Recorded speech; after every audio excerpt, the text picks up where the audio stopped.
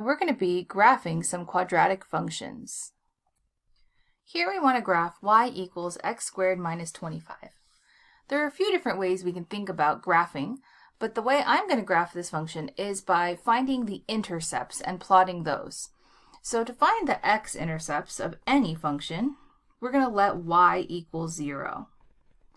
So here that would be 0 equals x squared minus 25. I'm going to choose to solve this by factoring. So x squared minus 25 becomes the quantity x minus 5 times the quantity x plus 5. It's the difference of squares. So we get x equals positive 5 and x equals negative 5 when setting each factor equal to 0. So my x-intercepts are 5, 0 and negative 5, 0. To find the y-intercept of any function, we're going to let x equal 0. So we have y equals 0 squared minus 25.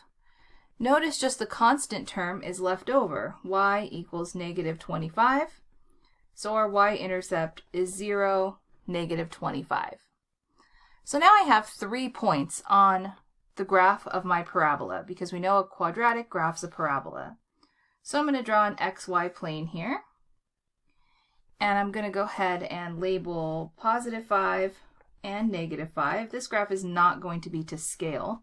So I have positive 5 and negative 5 on the x-axis. And then down here on the y-axis, I'm going to have negative 25. Now we know that the vertex of a parabola is going to be halfway between the x-intercepts. And I know that I missed a little bit here, but these x-intercepts are equidistant, 5 and negative 5. So 0, negative 25 is going to be the vertex as well as the y-intercept for this parabola. So I'm going to go ahead and sketch my U shape here, passing through these 3 points, making my best effort to show that it is symmetric, even though I'm drawing it sort of freehand here. So here is my graph of x squared minus 25. Now let's graph y equals x squared minus x minus 6. Again, I'm going to do this by finding and plotting the intercepts. To find the x-intercepts, I'm going to go ahead and let y equal 0. So 0 equals x squared minus x minus 6. This is a quadratic that factors, so we're going to have 0 equals the quantity x minus 3 times the quantity x plus 2. Setting each one equal to 0, I get x equals positive 3 and x equals negative 2. So we have 3, 0 and negative 2, 0 are x-intercepts. And to find the y-intercept, we're going to let x equal 0.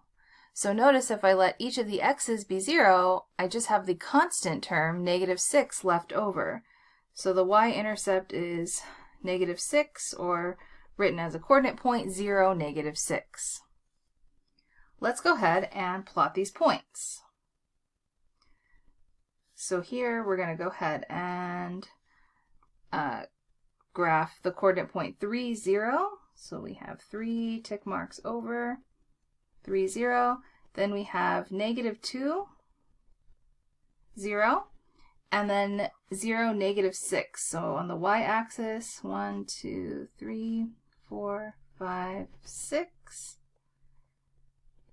So we have our x-intercepts and our y-intercepts. Notice that for this problem, the y-intercept is not going to be the vertex of this parabola. So we don't have that symmetry we had on the previous example for the x-intercepts, where the vertex was sort of, or the y-intercept was the vertex and it was halfway between the x-intercepts. So here, halfway between the x-intercepts would actually be at 1/2. And so that is the x value of the vertex. So the x value is going to be at 1/2, and then a value that's a little bit lower than negative 6. But depending on the problem, we may or may not need the vertex of the parabola. So I'm not actually going to find it. If I wanted to, I could simply plug 1/2 into the function. That's how we can find any point on the graph. But I'm just going to recognize that the vertex does happen at 1/2, and it's going to be some point, lower than negative 6. So I'm going to attempt to now sketch my parabola. All right, so something like this. We have our x-intercepts, our y-intercepts. We do know the x value of our vertex, but we didn't bother finding the y value of our vertex. We might want to do that just depending on what the question is asking.